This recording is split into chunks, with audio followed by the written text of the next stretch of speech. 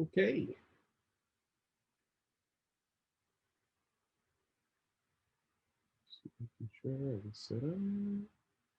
So here we are, day 14.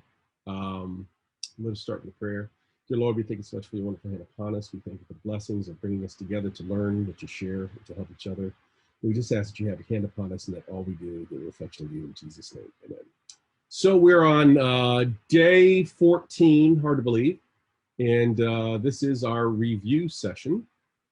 And just want to go through a couple things and then I'll open it up for sort of Q&A, so to speak. And you guys can share with me and ask me anything you want. So real quick, homework. Thank you guys. You guys have been doing an excellent job with your homework, both in terms of your day 12, which is where we went over the contract, and then of course day 13, where we actually went over neighborhoods.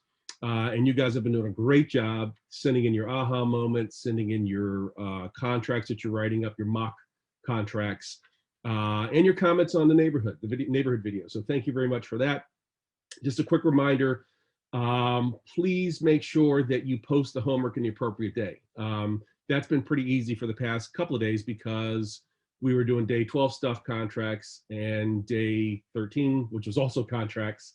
But your aha moments and stuff, just make sure that you're uploading it to the right day.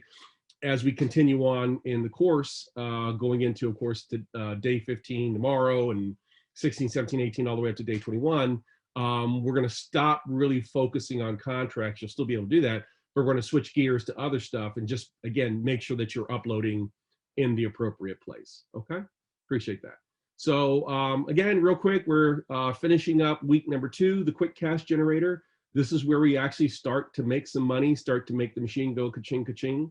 And with all machines, we have to start it up before and put a little something into it before it starts kicking something back. Fortunately, this machine, we only have to put in a little elbow grease. We're not spending any serious money at all. We're not spending, hundreds of dollars, thousands of dollars, tens of thousands of dollars to get our marketing machine working, because we are, of course, hacking the matrix. We're tapping into a reservoir of deals that are already out there, where we're using border realtor contracts that cost us nothing, and we're hiring team members that basically they don't get paid unless we get paid. So it is by far the singular most cost-effective way to get into the real estate investing game. And again, we're finishing up. This is where we were, all this week. The gray out area. We still got a couple more things to do tomorrow when we get to day 15. But we've made pretty good progress. This particular week, we just had to, because we had a little hiccup on day 12 and had to redo day 12. So we had sort of an extra day that we needed, but we're on target. We're right where we need to be. Okay, and of course, day 15, when I would normally be kicking into the new week, we're going to do a wrap up on day 15 tomorrow on week 2 stuff. Okay. And finally, before I started opening up for Q&A, your day 14 homework, technically you're not supposed to have any homework and you really don't, but I just want to encourage you to continue, watch the videos. I want to continue to encourage you to do the mock contract. So in other words, do what you did day 12 and day 13 for day 14. So no new homework. I promised you no new homework, but I do want to encourage you, and there will be a place on the in the Facebook group to upload your homework for day 14 if you choose to do homework on day 14. Okay. All right. And lastly, case study for today. We have a case study every day, so let me give you a case study for today, and I think you're going to enjoy this. As I oftentimes say, everybody had to have a first deal, even a real estate rock star. Some of you guys know Jonathan Runlet. Jonathan owns the regional exit franchises.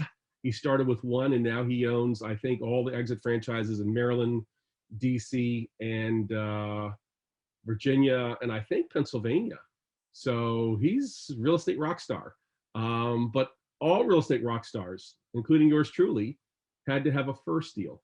And while this is not Jonathan's first deal, this was the deal that sort of made the difference, because with the check he made off of this one deal, he had been with Realinvestors for about 4 or 5 years, got his real estate license at Realinvestors, then went on to become a team leader. And with one particular deal, he made close to 6 figures and decided to take that money and go invest it and buy an exit franchise. And the rest, they say, is history. That was about 4 or 5 years ago or so. All right, so here's today's case study. The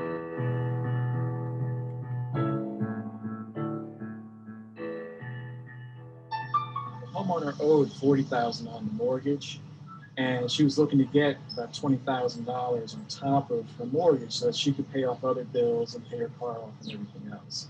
And there was just no way that I was able to pay that much. So we actually parted ways at that time. I gave her my information. I said, I am interested in the property, but I can't pay you what you're looking for. She finally called me back a couple months later, realized she wasn't going to be able to get that much, and was just looking to see how she could get out of the problem of having to always make the payments and pay the taxes and all of that.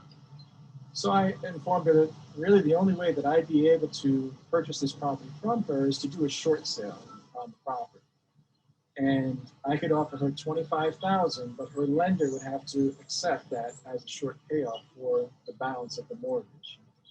So she agreed to that. I handed the contract off to Lisa Wood, our resident short sale expert. I gave her the information, told her what we were trying to do, and I honestly didn't think that anything was going to come about of it, because with the property being worth 175 and still needing 90 in repairs, that means the as-is value is somewhere around 70 to 80,000, and the homeowner only owed 40,000 on the property. But I was going to the lender saying, I can only pay 25 for it. I just put it out of my mind. I didn't even think anything was going to come out of it. Lisa did her job and continued working it. A few months later, she came back and said, well, the lender's really looking to get about 60,000 for the property. And I wasn't able to pay that much. So I came out, I took pictures of the stickers and everything that were on the door. There were all sorts of citations for overgrown grass, trash in the yard. There was actually a sticker saying it's unsafe to enter the premises. So it's basically a condemned property from the county. And I sent that to Lisa saying, look, this is what the lender's going to get if they just end up taking the property back through foreclosure. So I'm willing to take it off their hands now at $25,000, but that's my highest and best offer. I still didn't think anything was going to come of it. It still took a few months later, but Lisa did her magic and she ended up getting the lender to approve a $25,000 purchase price. So that was the beginning of December 2012, and they wanted it off their books by the end of the year. So they said we had to close by December 21st. So it only gave me a few weeks to figure out how to get the funds and everything to do this deal. So luckily I had lenders that I've worked with in the past, hard money lenders, talked with them about the deal. They were willing to do the deal as long as the property appraised for what I felt the value was and that the scope of work met what they felt was needed at the property. So they first had their contractor come out. I had done a scope of work at about 90,000. They wanted a couple of other contingencies in case there was other work that was needed. So they put in 105,000 as the repair estimate. So we then had the appraiser come out and they do an appraisal of an after repaired value. They look at the scope of work and they say, okay, once all this is completed, what is the property going to appraise for after everything is done? And to all of our surprise, the after repaired value appraisal came in at $245,000. So because this deal took so long from when I first started, it was about a year and a half. And when I first started talking with the homeowner to the point where we were getting ready to close and getting the funds to close on the deal, the property values, there were other properties in this area that had been renovated and sold, so it brought the values up. So that just put even more profit in there for me. So because there was such equity spread in there, the lender was willing to fund both the purchase and the renovation of the property. I just had to come up with closing costs, which amounted to about $10,000 for this property. Now, I had other investors that were looking to invest in my deals, so I ended up didn't put any of my own money in this property. I had an investor that came in, gave the funds for the down payment, paid for the holding costs, so the mortgage payment, the utilities, all the holding costs while the renovation was going on. They got a return on their money, and I was able to do this whole deal with absolutely no money of my own in the deal. I was able to do it with OPM, other people's money. So purchasing the property for $25,000, the Rehab costs ended up being $105,000. We added some extra work that we weren't first anticipating doing. We ended up going down even further in the basement so that we could finish the basement, which added some extra costs, but it ended up being $105,000 to renovate the property. We ended up selling it for $232,000. So after all the expenses were calculated, paid off the investors, paid off the hard money lender, I was left with a $68,000 profit for the property, and also got about a $7,000 commission check for being the listing agent on the transaction. So all told, $75,000 profit on the deal without having to put a dime of my own money into the deal. So I was interested in finding out somebody that would be able to help me out learn about short sales. So I looked online and I found some out-of-state company out of Las Vegas that was offering this course on learning short sales. And I had invested thousands of dollars. They had provided coaching and documents and would teach you from A to Z about short sales. So I signed up for the program. They taught about going after people that were in pre-foreclosure and had a first and second mortgage, and to short the second mortgage and make huge profits that way. And was all excited, was about ready to start implementing it. And I was wise enough to have an attorney review the documents first before I went out and started using them. And the local attorney here in Maryland said, you know, this concept sounds great, probably works well elsewhere, but here in Maryland, that's going to land you in jail. There's a specific law here in Maryland, it's called the Protection of Homeowners in Foreclosure Act. And what you're doing violates this law because you can't go after people that are more than 60 days behind on their mortgage if they're living in their house and try and purchase the house directly from them. So here I was, invested thousands of dollars in this program that would have landed me in jail had I done it here. So I wanted to find somebody here locally that'd be able to tell me what I can do within the laws of Maryland that would keep me on the straight and narrow, that I wouldn't be violating anything. So I looked online and found DC Real Investors, and had associated myself with them. Started going to meetings, started going to classes to learn everything I could. And I was suffering from paralysis of analysis. I wanted to know everything about everything because I didn't want to step in and find out later that I was doing something wrong and that could violate laws or whatever else. So it's probably a year before I actually started doing my first deal. And how I got my first rehab was actually by accident. There was an investor bus tour that was going on in Prince George's County.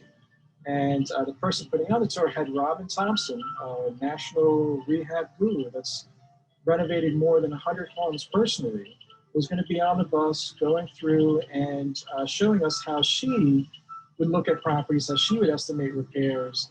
And I figured who better to learn from than somebody that's done that many rehabs themselves. So I went on the tour more for educational purposes, not to buy a property, even though there were going to be properties available for sale. But that wasn't my intention.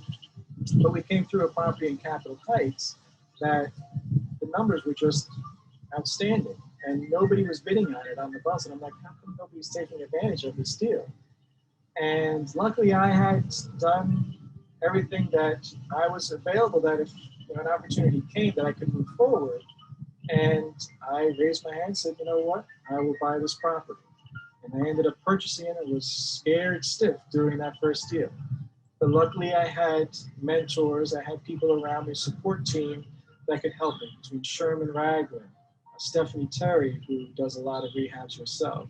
Robin Thompson was allowing me to email her questions and send her pictures, and she was giving me advice and suggestions. So it got me through that first deal. But if I hadn't taken that action, if I wasn't ready to do the deal, I could have missed that opportunity. Now that that deal has been completed, you feel much more confident once you get that first deal done. So I took the profits of that deal. I bought 2 other properties, flipped those, took the profits from those, purchased other properties, and just kept the ball going. But it's important to have a team around you, to have a support group. Yes, you want to invest in yourself and get education, but you also don't want to suffer from paralysis of analysis and not take action. You learn this business by doing it. And until you actually take the step and do a deal, you can learn all the basics that you want, but you're not going to really know, you're not going to understand real estate until you actually take that first step.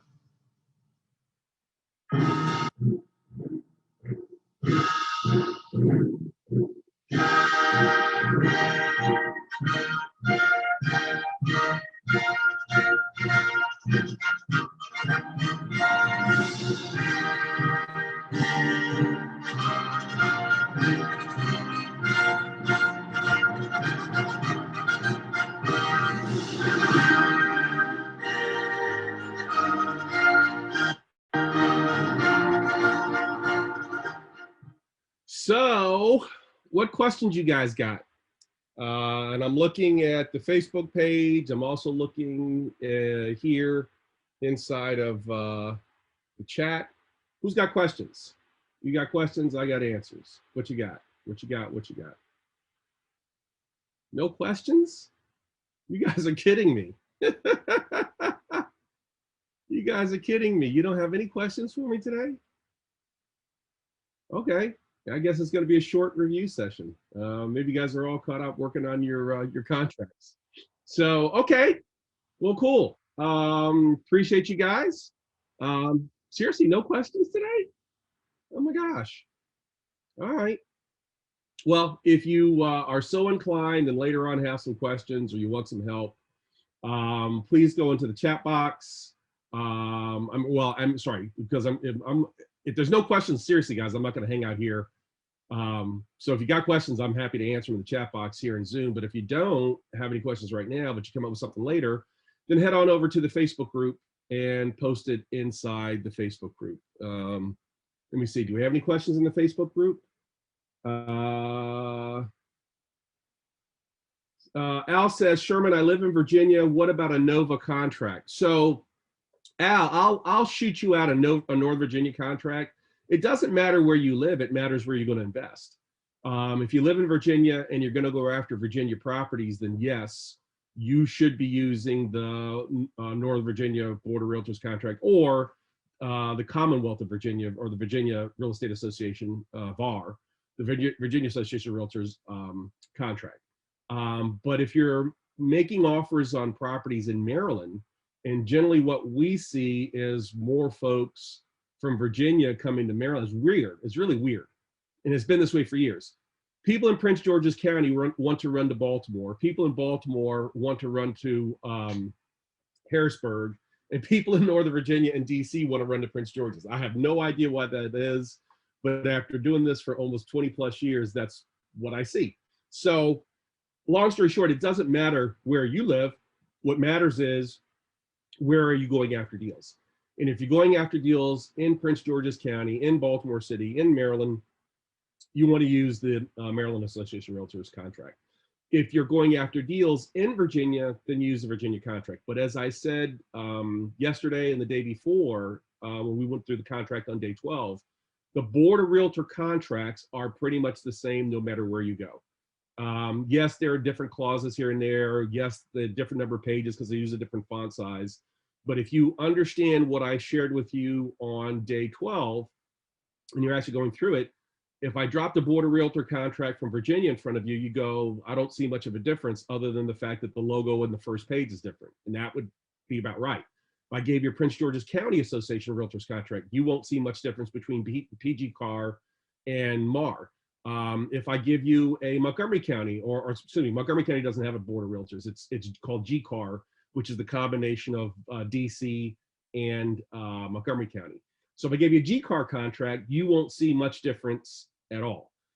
Maybe some of the same boilerplate language, maybe there's something specific to that jurisdiction, like as an example, in the Anne Arundel County Association of Realtors, there's a lot of stuff in there about Chesapeake Bay and tributaries into the Chesapeake Bay ordinances. There's like another 3 or 4 paragraphs about that. But again, that stuff's boilerplate. It's not going to change. You can't change it. There's nothing you can do about it. Just read it and know what it says. So there really isn't a whole lot of difference from Board of Realtor to Board of Realtor. But if you would like to actually get your hands on a Northern Virginia contract, be happy to do so. But truthfully, you'd need to be my client if you want me to go ahead and walk you through it as your Virginia broker. The contract that everybody was given on the 12th, day 12, excuse me, not the 12th, day 12 says for educational purposes only, because I'm not acting in my capacity as a broker when I give that to you guys. And I'm not acting in a capacity as an attorney, because I'm not, even though I got an A+ in my contracts class. I'm acting in my capacity as your teacher. And therefore, as your teacher, I'm only going to use one board of realtor contract to explain the key principles. If you want me to go through detail by detail on PG CAR, G CAR, NBAR, et cetera, I would only be doing that in the capacity as your broker, walking you through, because you want to use our firm to help you make offers on Virginia properties. But more than happy to shoot you out a copy that says for educational purposes only, but I won't be going through it with you because there's no reason to, because I went through the MAR contract with you, and the similarities are, they're so close, it doesn't make sense for you to spend another day going through the Virginia one, unless, of course, again, you're making offers on Virginia properties. Okay, I know it's sort of a long-winded explanation, but I hope that helps. D says, my question is about pending contract. I'm interested in a deal in Pasadena, which has been listed as pending. Can you explain how we approach the realtor? So the process for approaching realtor is the same. And I'm now going to start to sound fairly redundant, which is, you are not going to approach the buyer's agent. The seller's agent. You are going to have your agent approach that agent. And that's an agent to agent conversation. And it's a really simple conversation. Hey, I'm looking at the MLS. I see that there's a pending contract. Are you taking any backup contracts? Now, many agents will say, no, my client has instructed for me to not take any backups. But the bottom line is this: the Maryland law is pretty clear. Now, again, I can't speak to every law in every state and every U.S. territory, but I can speak to the Maryland law, and give me 5 minutes and I can speak to the Virginia law, brush myself up, and speak to the DC law and the Pennsylvania law. But the Maryland law is very clear. We read it together the other day. In Maryland, all written offers must be presented, even if there is a contract on the property. So if your agent calls the other agent and says, hey, I see it's in a pending status and I'd like to submit an offer, and the other agent says, no, don't bother because my client isn't interested, they can submit it anyway. Now, it may not go anywhere, but it will get presented because that's what the law says. But generally speaking, it's better to not have sort of that bad blood between the parties. It's better just to have your agent pick up the other agent and say, hey, what's the status on backup contracts? I don't know of an agent that's worth anything that wouldn't at least consider a backup offer, because deals can blow up, deals can fall apart, and nothing better to have one or two backups if that should happen. So that's how I would approach it, D. Just have your agent, your buyer's agent, call the seller's agent. Henry says, is it important to be concerned about the condition of the property you read a contract on? Not really, because in the Mayo formula, and if you remember the Mayo formula, let me go find the Mayo formula. If you remember the Mayo formula, right? Mayo stands for maximum allowable offer. And in the Mayo formula, it's maximum allowable offer is equal to their fair market after repair value times the loan to value amount quoted by your hard money lender, right? Minus your repair costs. So Henry, as long as you got a fairly decent handle on what the repair costs are, you're going to be fine. It's factored into your maximum allowable offer. And the way that we do it, and the way that I've been teaching you guys to do it, is to focus on one or two neighborhoods. And a neighborhood outside of major cities is basically a subdivision. And we talked about why that was when we went through day 13 yesterday, and talked about valuing neighborhoods and what's a neighborhood, what's not a neighborhood. And as I said yesterday, a neighborhood in the suburbs basically comprises anywhere from 500 to 1,500 houses. There are some subdivisions that are bigger than that, but for the most part, about 500 to 1,500 houses. And when you first get started, you should really drill down on one neighborhood and then learn the next and the next. And I generally recommend that you look at neighborhoods that are right adjacent to each other. So by the time you've been in this business for about 30 days, you probably will have gotten to know 2 or 3 neighborhoods, which is about 1,500 to 4,500 houses. That's a pretty good area to be focusing in on as you're first getting started, your first month in the business. The value and the benefit of focusing on a neighborhood is most of the houses in that neighborhood were built about the same period of time. So when you go out in the field with a contractor and have him walk you through how to do a cost estimate, you're pretty much going to know plus or minus 10, 15% what it's going to cost to rehab any house in that neighborhood. So if I'm looking at a neighborhood that the predominant construction style is, let's call it colonial, and it's 5-bedroom, 4-bath, basement, full basement, partially finished or full finish.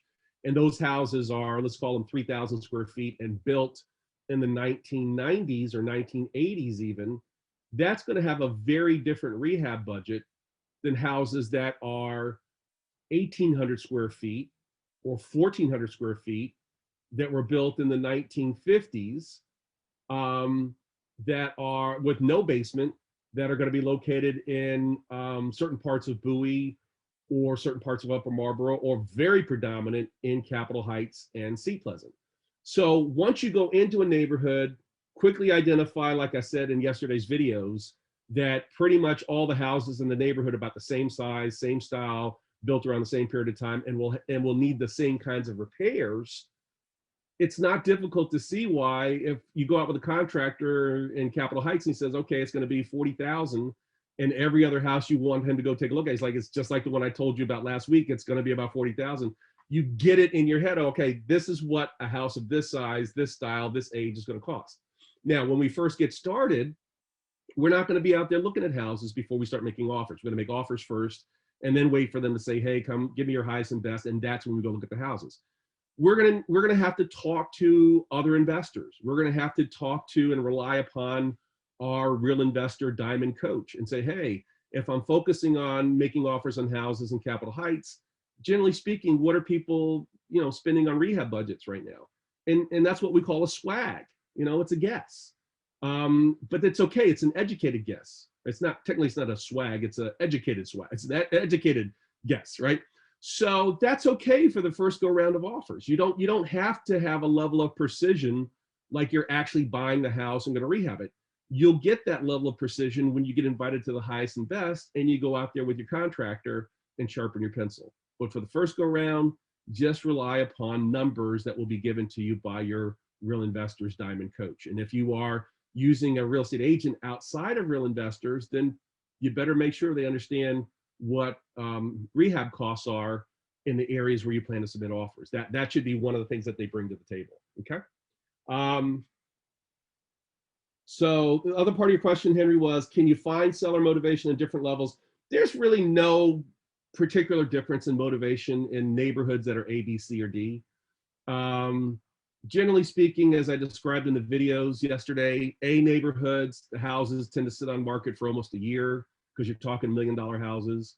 B neighborhoods, it just depends on where the market is. Those tend to be sort of the more desirable upper end neighborhoods in most communities.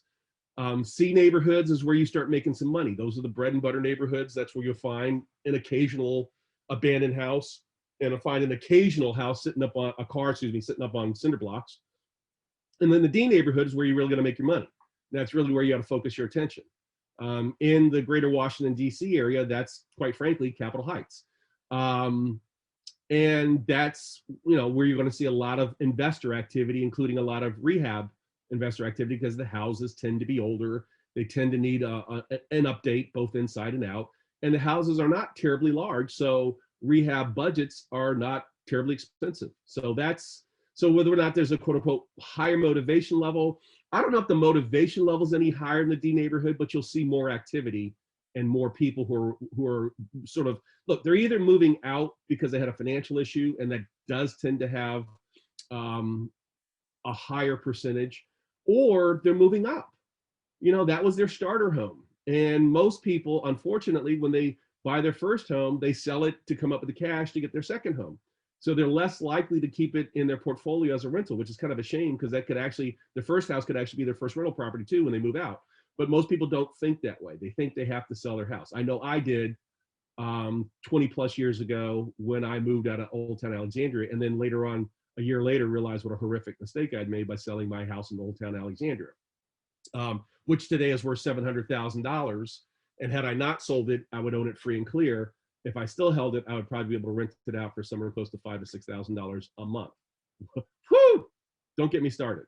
By the way, that's part of the reason why I joined the Real Estate Investor Club, to not make those same stupid mistakes over and over and over and over again. So in any event, I don't think there's necessarily any difference in motivation level, but you will see just more activity in the D neighborhood. And for the most part, as a new investor, I strongly recommend focus on the D, maybe run into a C neighborhood, especially if a C neighborhood's right up close to a D neighborhood.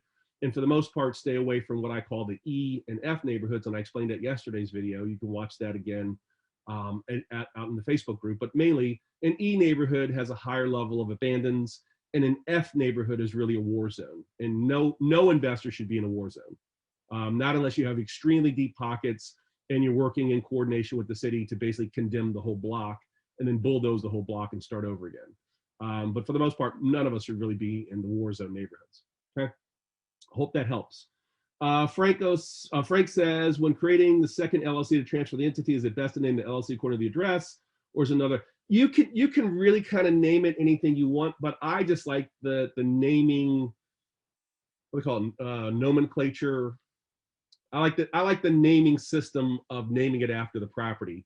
That way you're consistent with what you said in your contract. Remember, in your contract, in the general addendum, you say you want to have the right as the buyer, meaning your LLC, to form a new LLC for the specific purpose of taking title. So if the seller grants you that permission and you come back to the seller 24 hours later and say, okay, I've now formed 123 Maple LLC to buy 123 Maple in Vienna, Virginia, you're being consistent with what you said. But on the other hand, if you say, you've got that in your contract, and then 24 hours later you say, okay, I'm changing the contract to Sherman Flips Houses LLC, that's a head scratcher. So I generally like using the address of the property. Now, I may not use the specific address, but chances are if I use a specific address, it's not going to be taken. I mean, anything else you use, it could be taken. So there could be, if you don't use 123 Maple, let's just say you decide to use Maple Street Partners. Chances are, depending on how many houses there are on Maple Street and how many investors have been investing in the Maple Street area, that name may already be gone. Whereas 123 Maple, specific to that address, is probably not gone. So you can call it Maple Street Partners, you can call it 123 Maple LLC, you can call it Maple LLC. But again, just something that's consistent with what you said in the contract so that you don't have people scratching their head wondering what the heck you're doing. I said, if we are not going to use hard money lender, do we use 70% instead? Yeah, I mean, but I would still use what hard money lenders are quoting. Because if you do wholesale the property, which I'm assuming you are, chances are the person you're wholesaling it to is going to use a hard money lender, and that's what the hard money lender is going to quote them. And their numbers get really squirrely if you're offering too high a price, or for that matter, too low a price. But I would generally try to find out what hard money lenders are quoting and use that specific figure. Okay, awesome, thank you. You're very welcome, Frank. When using the Mayo formula, do we not include the profit? You do not include, look guys, I know there's a bunch of gurus out there and a bunch of local gurus who I call mini-rus who are totally mucking up the Mayo formula and putting all these figures. If you put all that stuff in, your number will be too low, and then you'll have your lip poked out talking about how come I can't get a deal using Sherman system. It's not because you're using Sherman system, it's because you are using a botched, I don't want to say what I want to say, but you're using a modified. Don't modify the Mayo formula. Don't do it. Because when you do, think about it for a second. If you add anything else to that formula, it means you're offering less money for the property. And when you consistently offer less money than your competition, you're going to get your clock cleaned every single time. So don't fall into that trap. As said another way, just do what Sherman says to do. I'm trying to help you guys make some money here, right? I'm helping you guys make some money. Forget the try. Do or do not. There is no try. But yeah, I understand, there's a lot of online YouTube videos with people who've got their Mayo formula. There's a very sort of famous guy who's got a lot of YouTube videos who has his Mayo formula. And then when you actually watch some of his other videos, you realize he's not even using the Mayo formula he gives you, because he is offering more money for the deals, and that's why he's getting the deals. Don't mess it up. Just keep it really simple, because here's the deal.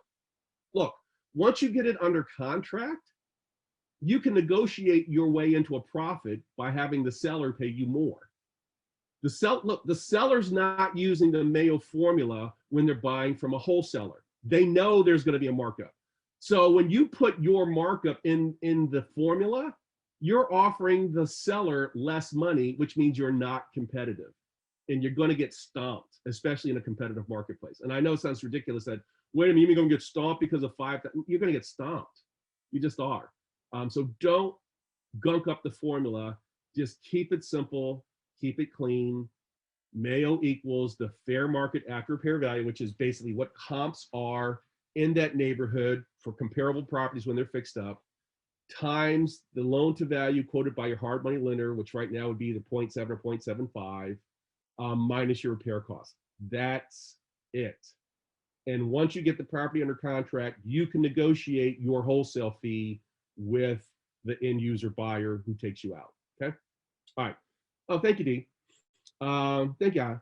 Let me see if there's anything else. Lots and lots of comments coming in. Any other comments? I think that's it. I think that's it. Well, somebody had an aha moment. All right, you're welcome. So if there's no other comments, I guess we'll close this up now and see you guys tomorrow for day 15. And we got to finish up conversation about the sort of last part about the quick cash generator, and then we're going to start transitioning into a conversation about putting this thing on autopilot. But we got a couple more steps to go before I talk about autopilot. Got to finish off this segment before we get to the next segment. When do you plan to review the buyer agreement contract? I did already. I reviewed the buyer agreement contract on day 11. When we sign contracts, do we include our titles as well as the signature line? You don't have to. If you're going to use a title, just say member. You can say managing member. I know that LLCs in Maryland allow for you to call yourself president or give yourself an officer title, but main thing is just have your signature on it. And I would say member or managing member. All right. You know what? There must be something wrong with the Zoom today because I don't see a lot of comments coming in on the Zoom. So maybe that's why nobody's commenting. So, but you guys are here on Facebook, so it's working. All right. So with that, I'm going to go ahead and end this out.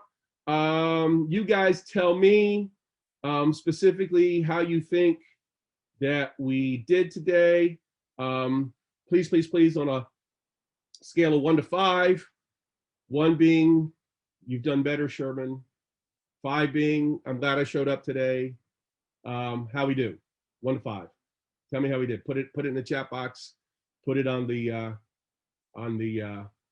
Facebook page if you're on the Facebook page. How we do today? 1 to 5. Tell me how we did. I like to get that feedback. All right. Cool. All right. Thank you, guys. Hope this was good.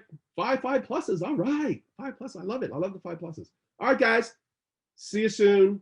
Talk soon. Bye.